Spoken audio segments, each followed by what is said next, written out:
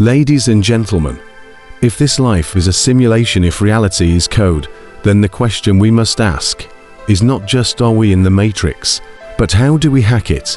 Let's start with the basics. Our thoughts, our beliefs, our intentions are not just abstract ideas, they are programs, inputs. Every time you tell yourself, I can't, or I'm not enough, you're feeding the matrix the same line of code over and over again. But when you flip that script, when you start using positive thinking as a conscious tool, you begin to rewrite the algorithm of your own experience. Let me explain. Your brain doesn't know the difference between a real experience and an imagined one. Science has proven this through visualization studies. Athletes who mentally rehearse a perfect performance actually improve their real-world results. Why? Because the neurons fire the same way, whether you do the thing or imagine the thing. In other words, what you think, you become. Now apply that to life itself. If this reality is a kind of virtual construct, one where your consciousness is interfacing with a deeper system, then positive thought is not just helpful.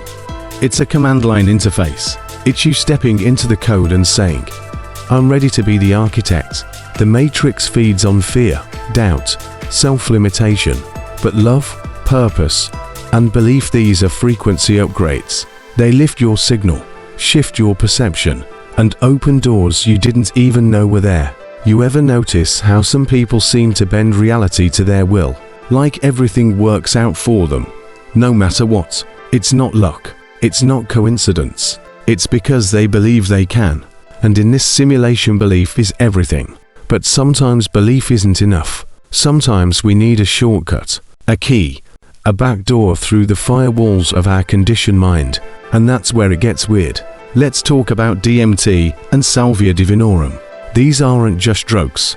These are chemical launch codes, ancient tools, used by indigenous cultures and modern psychonauts to pierce the veil of ordinary reality, to step outside the simulation for just long enough to remember who or what you really are. DMT, or dimethyltryptamine, is naturally produced by the human body. Some believe it's released during birth, death, and near-death experiences. When smoked or ingested, users often report leaving their bodies, entering parallel worlds, meeting entities made of pure intelligence, and experiencing time itself collapse into an infinite now. Salvia, on the other hand, is a dissociative plant so powerful that a hit can shatter your awareness like a mirror, placing you in entirely new realities, sometimes so foreign they make this one feel like the dream. Now, I'm not here to glorify or recommend these experiences to everyone. They're not toys. They're not for escapism. They're tools for explorers. And like any tool, they can either build or destroy, depending on the user. But what they prove, what they suggest, is that there may be more than one version of reality. That consciousness is not bound to this dimension. That maybe, just maybe, our reality is one server in a vast multiverse of simulations. And that's the bigger question. If you can shift your mind into another reality, which one would you choose? Because here's the truth. You don't need substances to get there. You don't need DMT or Salvia to hack the matrix. They're just reminders. Reminders that this isn't the whole picture. Your thoughts are the code. Your beliefs are the password. And your intention is the key.